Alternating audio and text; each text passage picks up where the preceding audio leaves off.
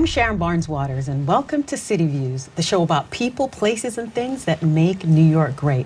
Well, April is Parkinson's Awareness Month, and this Saturday is the 23rd annual Parkinson's Unity Walk in Central Park. You got to be there. And so, visiting with me today on CityViews is the legendary daughter of Muhammad Ali, May Ali.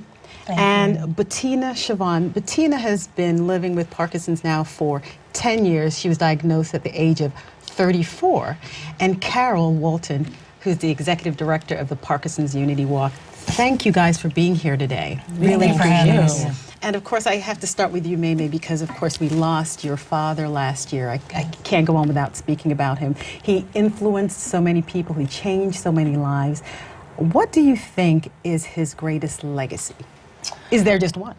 There's definitely more than one legacy. I think the greatest one, I think he would want to be remembered as someone who stood for the equality of all mankind. You know, most of the fights he fought and the stands he took had to do with respect and humans being treated equal under the eyes of God, the way it should be. Whether it's freedom of religion, freedom of what your culture is, your nationality, your race, just, you know, we're all human beings first and foremost. So I think that would be the main thing for him. And how are you guys doing, not having your father's physical presence anymore? Well, how are you I mean, I always said, my father passed, man, I can't, I can't help but see images of him. It's, other people, they can bring out images when they want. Right. They can look at footage when they want. But for me, I could be anywhere and see it. So I psych myself up pretty good to be prepared for that. All over the world. But, we're a spiritual people of faith, and I really believe this life is a testing ground, and I'm going to see him again, and he's in eternity. I will be there one day, and we really, really live our lives, I believe, for our deeds. And this is just, a moment in time in existence for our spirits. So we're handling it pretty well. And your dad, we're talking about Parkinson Awareness Month, and your dad lived and was thriving with the disease. And you told us that he was misdiagnosed for a while there before. A lot of people are misdiagnosed. My father, being an optimistic person, that was his nature, but it really served him with PD. But he had his ups and downs also. And I think the biggest message with him is that he lived his life with Parkinson's. He had Parkinson's. Parkinson's didn't have him. But that life became more positive and open when he got educated. Right. Because it's a disease that has to be managed, so it's not really a death wish per se, but your quality of life, your attitude has everything to do with how you feel every day. And so how positive he was about his boxing, how inspirational he was, the motivation he had, that kind of transcended over into the Parkinson's eventually, but it happened when he became a part of a community. And misdiagnosed and then got the right diagnosis. And then how did he adjust to his situation? Well, like I said, when you know how to live with it, it's a better life. So like when he had Parkinson's, there was no Parkinson Unity Walk where he can go meet other people. It took him a few years to even meet someone else with Parkinson's. There was no internet that had a plethora of information about the disease. We all have all that to our disposal now. So like I said, he's positive, but some people aren't naturally positive, right? So the lesson to learn is don't isolate yourself. You have to learn from other people, get involved in support groups. And the family. The family has to be a part of that support system. Definitely. The family, the kids. You have to get educated, too. Whoever you're around should understand it, because the way they treat you can affect the mentality and attitude of the person with it, right? So our family just stay positive. We're always looking for more information, and that's what people should do. Right. And Bettina, speaking of somebody who is living with Parkinson's, you were diagnosed 10 years ago. You're a journalist, you're a pianist, you're living your life. What changes did you see in yourself that you said, something's not quite right, something's off? I think my trajectory is the same as, like, if you talk to Michael J. Fox or any other young onset patients, is some symptom appears. So for me, it was a tremor in my hand, in my finger. And I thought, okay, carpal tunnel, or, it went through. So first you go to the carpal tunnel, then you go to orthopedist, then you get tested for Wilson's disease. Is it, too much copper levels can cause tremors. You go through the whole thing until finally think it was April when I first noticed it, and January when I got diagnosed by the National Institutes of Health. But the difference was I was in a newsroom, and my friends and I started doing research. And I knew literally the instant I typed in the symptoms, I was like, this is what I have. We just plowed ahead and kept going. Everybody kept researching. We all kept hoping the answer would be different. So it was tough because the day I came back from going to NIH and getting my verdict, when I walked in, people knew instantly. And I think a lot of people they aren't free to tell people at work. Like you were talking about the social stigma, structure. do you think? Why Yeah, is especially when because then everyone sees, oh gosh, you have an illness, maybe you're not hireable, maybe, a lot of people that I've met who are my age don't talk about it because they're worried about losing their jobs, Right. or some stigma attached to it, or maybe they don't have a supportive system. So I was really lucky in that the community I was in is naturally inquisitive and they were very supportive. Yeah, but it was tough. How did you tell your family, or did they also notice the difference? Well, my mom went with me. My parents went with me on the morning of the trip to NIH, and we got all these blood tests and everything. And the way the doctor told me, I went through 4 hours of tests. I had to stand in a room and sort of, touch my nose and stand on one leg. And she took me into this little room and said, well, it looks like you've got Parkinson's. Do you want to come back for a tremor study next week? And I was like, wait. Wow.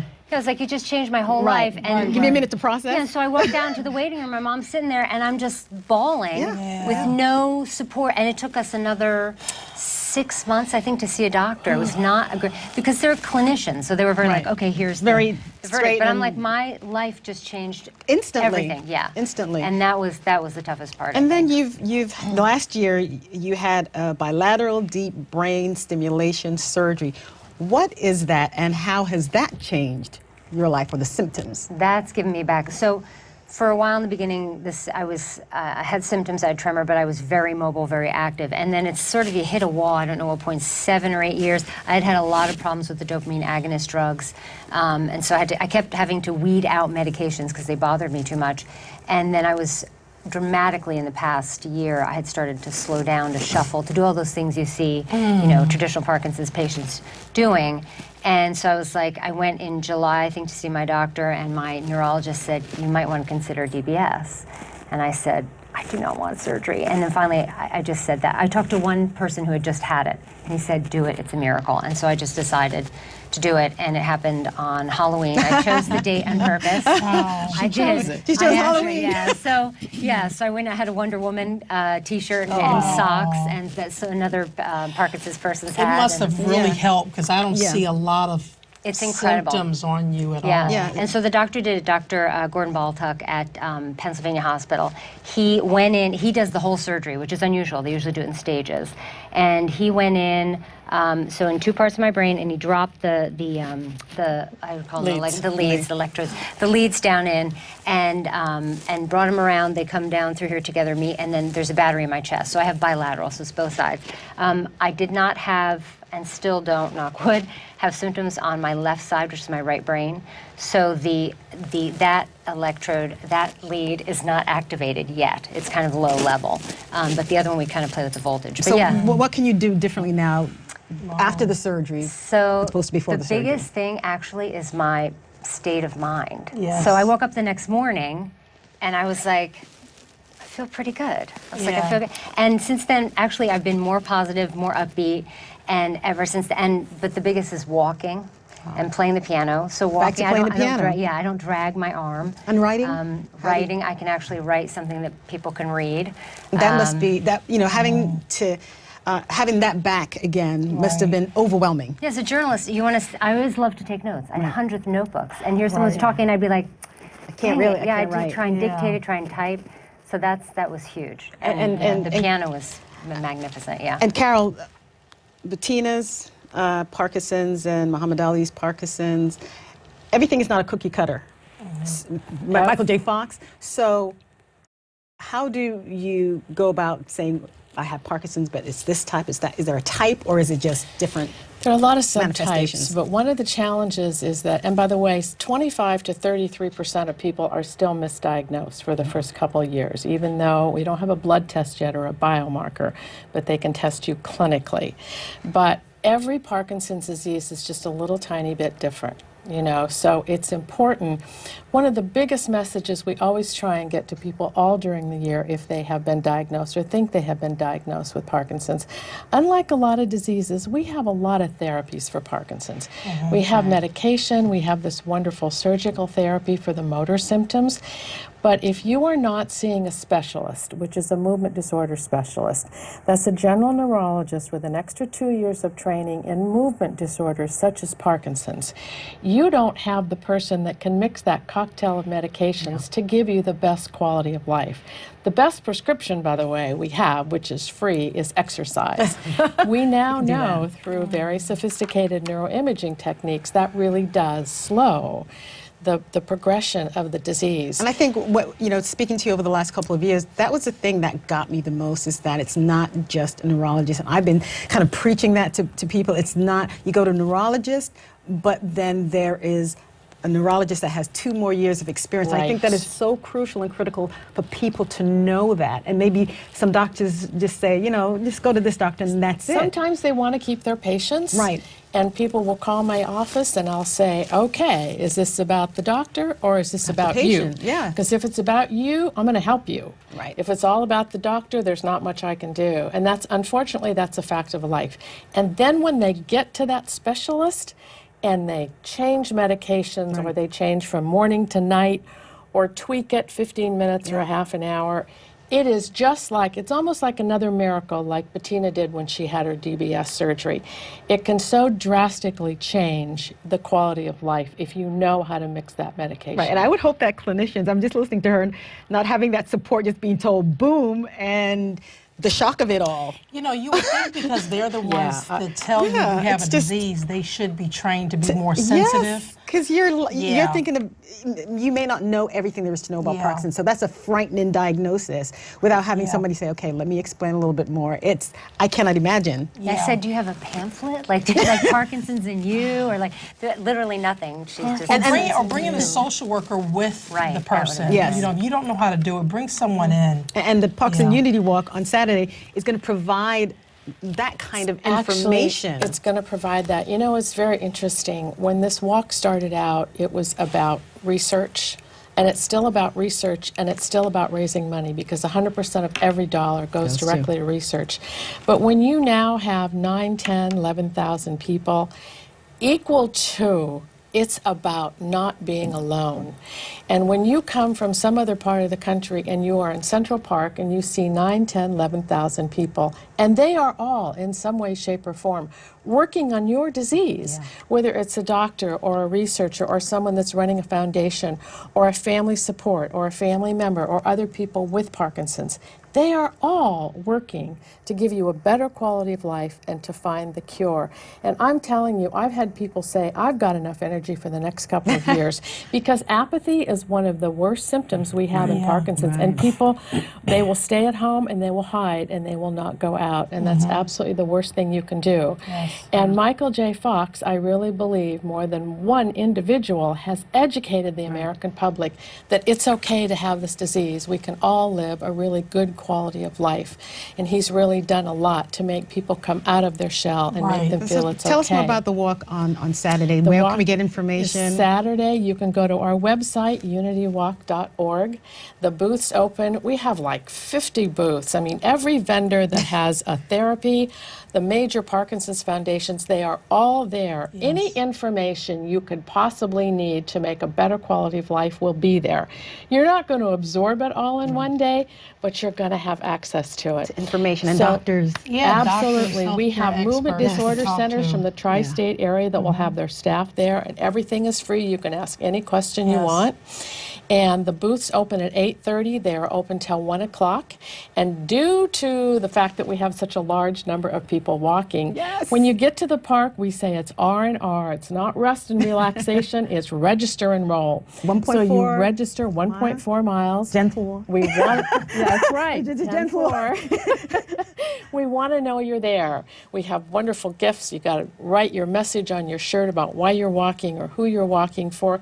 You do the walk, and because we don't don't all start at once now. It makes the walk easier. Yeah. If you happen to have a cane, or you're in a wheelchair, or you just don't need to be around a large crowd, the flow is much better. And then you come back and you go down Margot Zobel Boulevard, which is the wonderful lady that founded this organization in 1994. And that is just a wealth of education. We call it one-stop shopping. And we love to have people start early and get a team together and raise money. But guess what? We got 2 days. So you know what? If you don't have time to call us or go to the website, just show up. Be supportive. Don't miss Yeah. a whole year. Or maybe you can go this time, check out the booths, walk by yourself, and then next year you can get a team together. Right. The teams are so cool. They have great names, and then We have over 500 teams. Yeah. And how many participants? You said like 10,000 or? Probably have Over around 10,000. 10,000. That's right. like, and it's the largest grassroots. This is the largest grassroots event in this country, for country. Parkinson's research. However, we have walkers and our donors from anywhere from 48 to 50 states and anywhere from 23 to 28 countries every year. So we should really be calling it the Parkinson's International Unity Walk. Yeah. Well, thank you, ladies, for being on City Views. May, Bettina, Carol. We miss your father, but we thank him and your family for sharing him with us all these years. Bettina, I'm seeing you walking. You're thriving. You're living with this. You're living your life. Yeah. And Carol, thank you for giving us this information, being the executive director of this great movement. Thank you for giving us the opportunity. Of course, and I want to tell everybody again, it's www.unitywalk.org. It is this Saturday. It is the 23rd Parkinson's Unity Walk. You've got to be there. Ignorance is not bliss. It is not bliss. Get the information. Don't be ashamed. If you even suspect, if it's you or your family member, come out, be a part of this community. As we were told, having a community around you really helps. So be a part of this community, be a part of the walk, get the information, and be empowered. Thank you for being here today.